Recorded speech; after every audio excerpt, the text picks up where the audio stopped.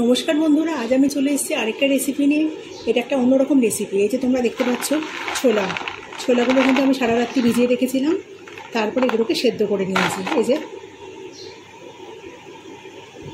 সেদ্ধ করে নিয়েছি, আর এখানে আলু সেদ্ধ করে নিয়েছি। এটাকে ছোটো ছোটো করে কেটে নেব।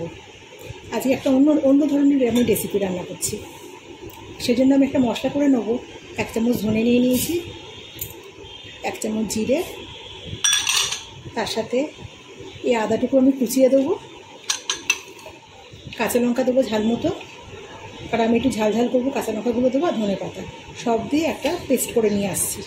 মশলাটা আমি পেস্ট করে নিয়েছি। খুব মিহি পেস্ট করবো না, এটা জল ছাড়া কিন্তু আমি পেস্ট করেছি। এটা জল ছাড়া করলে পরে ভালো হয়। আর এদিকে আলুগুলো ছোটো ছোটো করে কেটে নিয়েছি। আর রান্নাটা আমি সর্ষের তেলে করবো। কড়াইয়ে সর্ষের তেল বসিয়ে দিয়েছি। ফোড়নে শুকনো লঙ্কা, ধনে, সর্ষে আর জিরে দিয়ে দিলাম।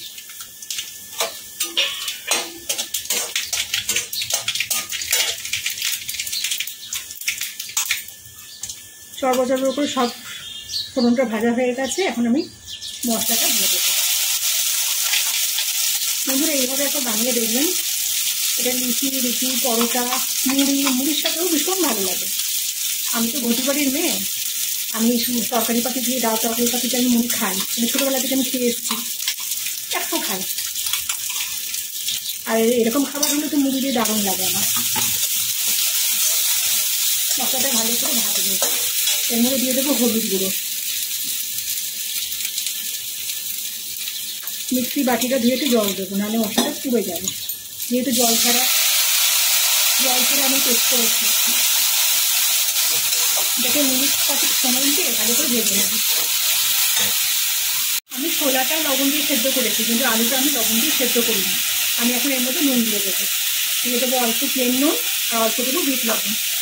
এই রান্নাটা বিট লবণ দিলে পরে স্বাদটা খুব ভালো হয়।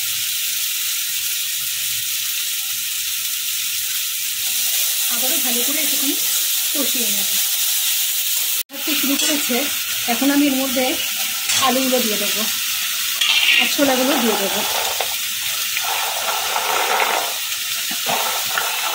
আর দেবো অল্প একটুখানি চিনি। যারা আমার ভিডিও দেখেন তারা জানেন আমি সব রান্নাতেই চিনির ব্যবহারটা করি।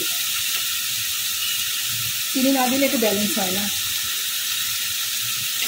একটু নেড়ে চেড়ে নেব। এর মধ্যে দিয়ে দেবো 1 মুঠো ধনে পাতা কুচি। এই রান্নাটা একটু গ্রিন কালার হয়। এটা কিন্তু সন্ধ্যাবেলা চাট হিসাবেও খাওয়া যায়। চটপটা খাবার বলে না।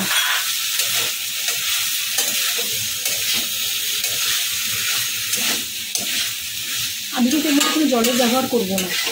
এটাকে অনবরত নাড়তে থাকবো। এই যে আমার এটা কিন্তু হয়ে গেছে। এটা ভাজা ভাজা করে নিচ্ছি।